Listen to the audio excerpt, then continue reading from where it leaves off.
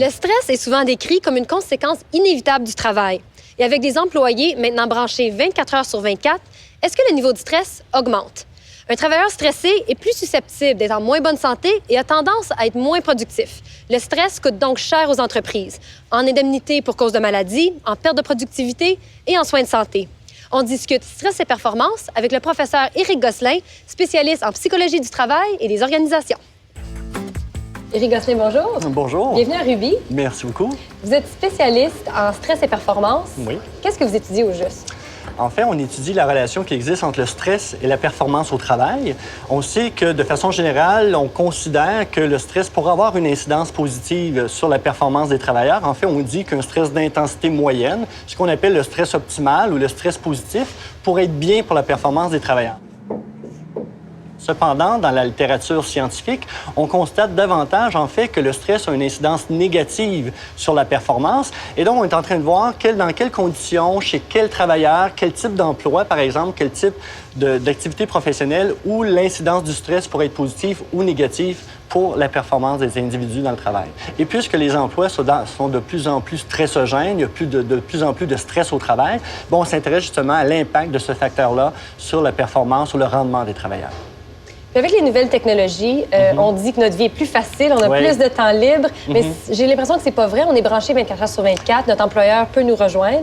Est-ce que le stress a beaucoup changé dans la dernière décennie? Bien, ce qu'on constate dans les études, et c'est assez unanime, c'est-à-dire qu'il y a une augmentation du stress au travail au cours des 20 dernières années. Donc, les travailleurs sont plus stressés aujourd'hui qu'ils ne l'étaient il y a 20 ans. Et comme vous le mentionnez, les nouvelles technologies ne semblent pas être un élément qui réduise le stress au travail. Donc, de façon générale, les gens... Donc, on peut considérer que ces nouvelles technologies, on peut penser au courriel, au BlackBerry, aux ordinateurs portables, etc., ont davantage tendance à augmenter le stress au travail parce qu'il permet aux travailleurs de traîner avec lui ou d'amener avec lui, justement, son travail un peu partout et de ne jamais décrocher complètement de son travail. Quelles sont les conséquences sur le travailleur de vivre ces stress-là? Bon, les conséquences sont très, très importantes. Donc, il y a des conséquences au niveau de la santé physique, on le voit. Donc, des problèmes de santé qui peuvent être occasionnés, justement, par ce stress qui est permanent et continu dans le temps, qu'on traîne, en fait, de l'environnement de travail à l'environnement personnel et vice-versa. Mais aussi, surtout, ce qui nous intéresse, c'est les conséquences psychologiques.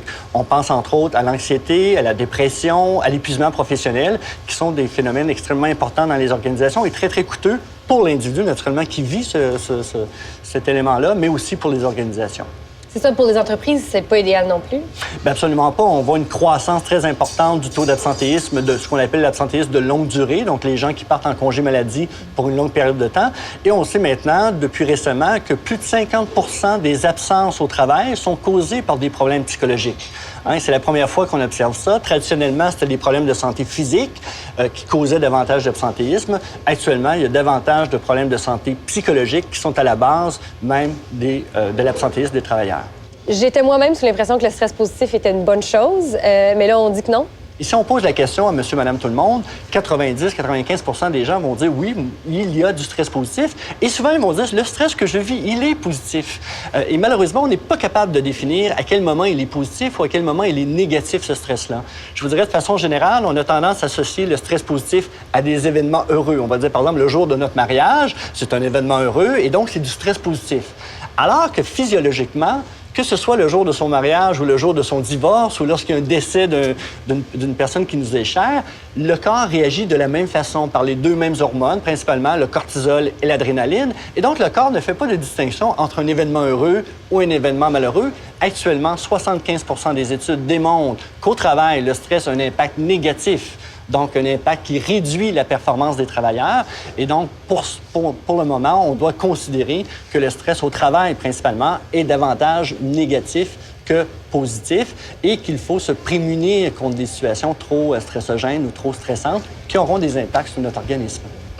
Éric Gosselin, merci. Ça m'a fait grand plaisir. Je vous souhaite une journée relax. Merci beaucoup.